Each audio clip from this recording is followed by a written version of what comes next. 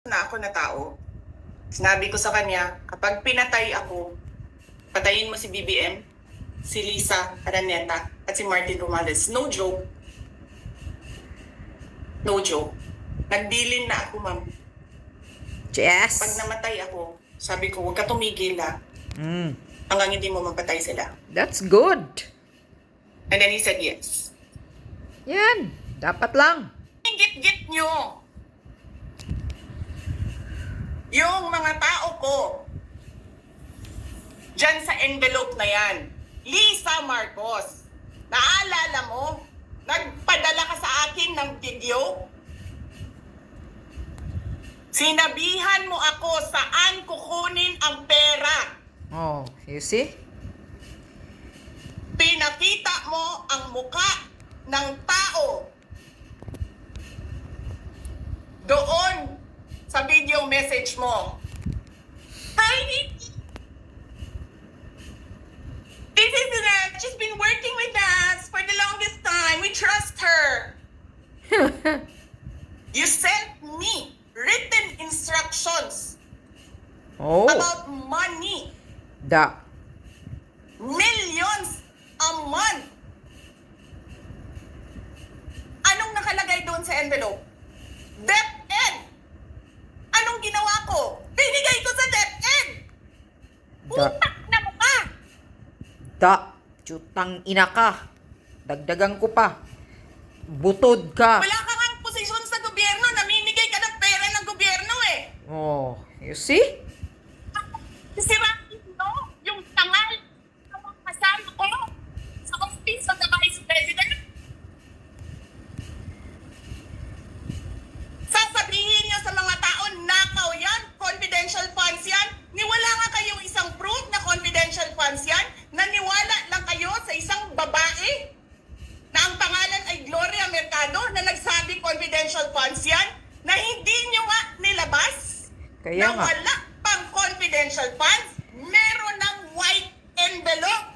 Oh. Kasi 2022 pa lang, ang ina mo ka, may utos na ng pera sa DepEd. Tapos kami yung nagsisinungaling? Nagpipigil ako eh. Kasi gusto ko lang magtrabaho. Gusto ko lang tapusin nyo na yung ng show ninyo dyan sa House of Representatives para makabalik na kami sa trabaho namin.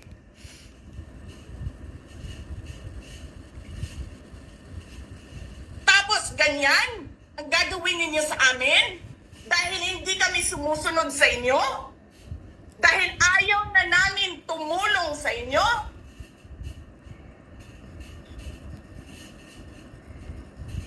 Ganito gagawin ninyo?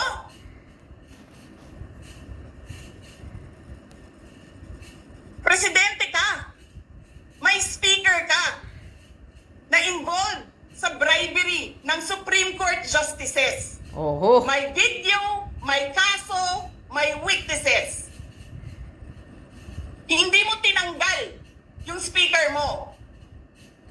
Pinabayaan mo siya abusuhin ang pera ng bayan. Da. Paikot-ikot sa buong bansa, namimigay ng pera na para bang kanya yung pera. Kaya nga. Kapal ng Eh di mukha ba nga, ni Romualdez. lagi niyo sinasabi separation of powers. Anong trabaho ng legislative branch? Gumawa ng batas. Anong ginagawa ni Martin Romualdez? Nagdidirect ng DSWD? Namimigay ng ayuda? Oh, yun nga eh. Para sisikat siya. Mukha niya. Na buaya. Nagsasabi kung anong bibigay, anong ibibigay, anong gagawin, sino ba ang presidente dito? Kaya nga.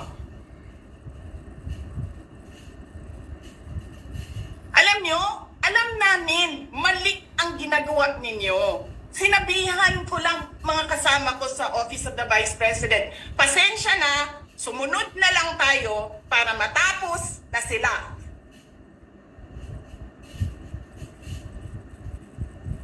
Tapos ganito ang gagawin ninyo?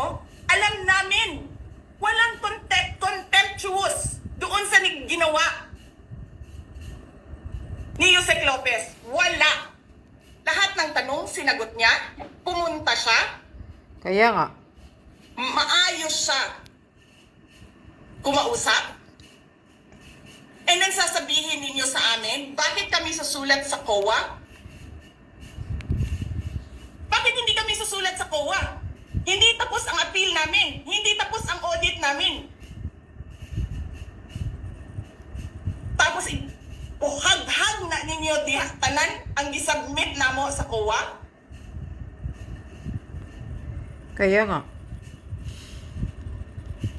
Simula yung atake nila. Alalahanin nyo. Di ba? After ako nag-resign sa DepEd, kailan ba nagsimula yung pambabastos nila? Last year. After that meeting with the Makabayan Black and Martin Romualdez. Oh.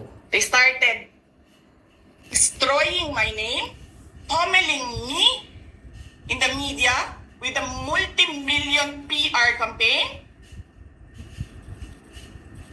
Pinastos pa nila ako ng mga pagsisinungaling nila na kesyo taksil, kesyo korap, abusado.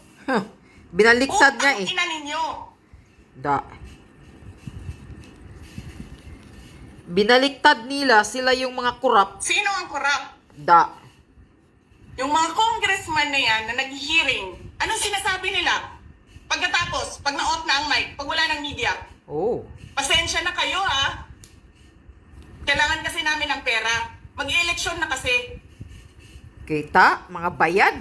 Kada hearing sa Congress. Pakisabi kay Sara ha. Hindi ko naman gusto tong ginagawa ko eh. Eh putang ina, hindi mo pala gusto ginagawa mo eh. Bakit mo sinisira pangalan ko? Kaya nga. Chua. Oh, bulabog si Chihuahua. Oh. Ganyan. Ganyan ang bansa. This country is going to hell because we are led by a person who doesn't know how to be a president and who is a liar. Oho. Alam nyo anong pruweba ko na sinungaling siya? Tinanong ko, 2 businessman. Matagal na sa negosyo ng bigas. Because I was concerned. This is a campaign promise. 20 pesos na kilo ng bigas. As I really sat down and talked to a businessman. Sabi ko, sabihin mo sa akin kung magagawa ba yung 20 pesos. Sabi niya, hindi. Napaka-imposibleng gawin yan.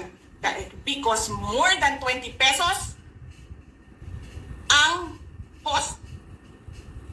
Paano ka magbenta ng palugi? Correct. So tinanong ko, nagsinungaling ba siya nung sinabi niya? And then he said outright, yes. It's either he did not know what he was talking about, but so incompetent, or he was lying through his teeth to get the votes Da. of people. Putang ina ninyong lahat. Martin Romualdez, Lisa Marcos, Bongbong Marcos. Da. Ano? Yes. Huwag kang mag-alala, ma'am, sa security ko. Kasi may kinausap na ako na tao. Sinabi ko sa kanya, kapag pinatay ako, patayin mo si BBM, si Lisa Araneta, at si Martin Romualdez. No joke. No joke. Nagdilin na ako, ma'am. Pag namatay ako, sabi ko, huwag ka tumigil hanggang hindi mo mapatay sila. Dapat lang. And then he said yes. Protektahan mo ang sarili mo.